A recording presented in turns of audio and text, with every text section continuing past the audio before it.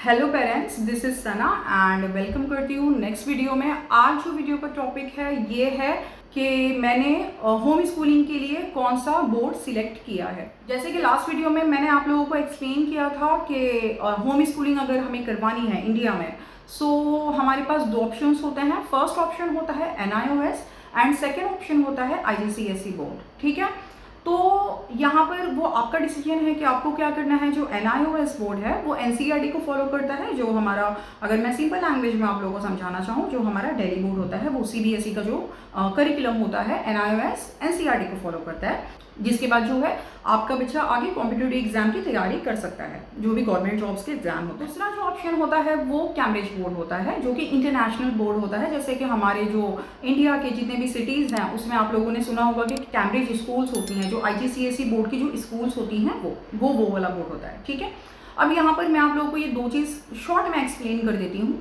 कि जो NIOS का बोर्ड है वो प्रॉपर NCERT की बुक्स को फॉलो करता है। अगर आप आगे आपके बच्चे को, अगर आप गवर्नमेंट एग्ज़ाम में या गवर्नमेंट जॉब में अगर आप डलवाना चाहते हैं तो वो उसके लिए बेटर होगा।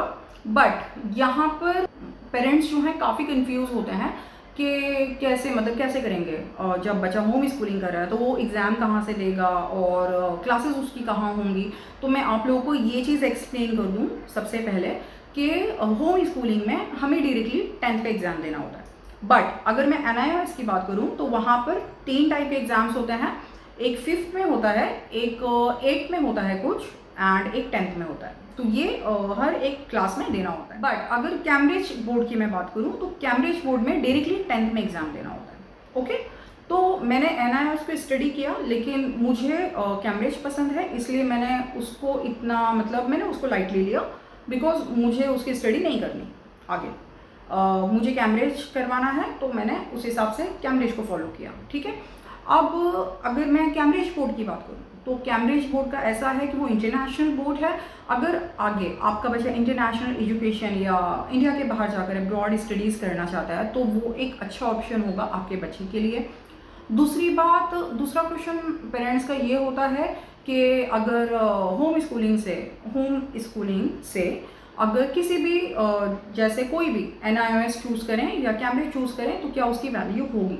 तो मैं आप लोगों को ये बताना चाहती हूँ कि जो एग्ज़ाम होगा 10th का, तो उसकी बिल्कुल इक्विवेलेंट जो है वैल्यू होगी जब जो भी बच्चे स्कूल से 10th का बोर्ड पास करते हैं या 12th का बोर्ड पास करते हैं। हम लोग SSC बोर्ड ले लेते हैं 10th का, जो ग्रेड 10th का होता है ICSE से, CBSE से या स्टेट बोर्ड से या फिर कैम्ब्रिज बोर्ड से। जो स्कूल जाने वाले रेगुलर बच्चे हैं वो, उनका मैं कंपैरिजन कर रही हूँ होम स्कूलिंग के बच्चे से। होम स्कूलिंग का बच्चा जब NIOS से या अगर कैम्ब्रिज बोर्ड से अगर एग्ज़ाम देता है तो वो उसकी जो सर्टिफिकेट्स है, उसकी जो उस सर्टिफिकेट की जो वैल्यू है बिल्कुल इक्विवेलेंट होगी, बिल्कुल बराबर होगी उस बच्चे से जो रेगुलर स्कूल जाता है। वहाँ पर उसकी वैल्यू कम नहीं होगी। ठीक है, तो मैंने आपको एक लाइटली, मुझे जितना अंदाज़ा था, 5th में एग्ज़ाम होता है, 8th में होता है, 10th में होता है NIOS बोर्ड का, जो NCERT को फॉलो करता है। लेकिन अगर मैं कैम्ब्रिज की बात करूँ तो डायरेक्टली 10th में एग्ज़ाम होता है IGCSE लेवल पे। अब यहाँ पर पेरेंट्स थोड़े कंफ्यूज होता है कैम्ब्रिज और IGCSE बोर्ड में।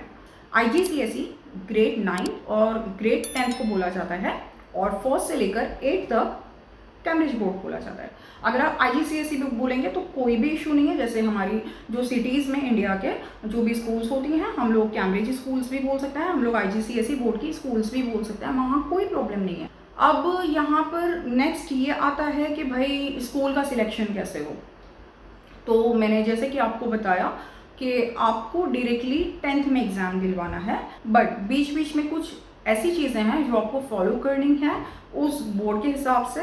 तो उन सारी डिटेल्स को मैं नेक्स्ट वीडियो में शेयर करना चाहूँगी, बिकॉज वो काफ़ी डेप्थ में है और मेरा ऐसा नहीं है कि मैं आपको बिल्कुल लाइटली सी इन्फॉर्मेशन दूँ और आप कंफ्यूज हो जाएं।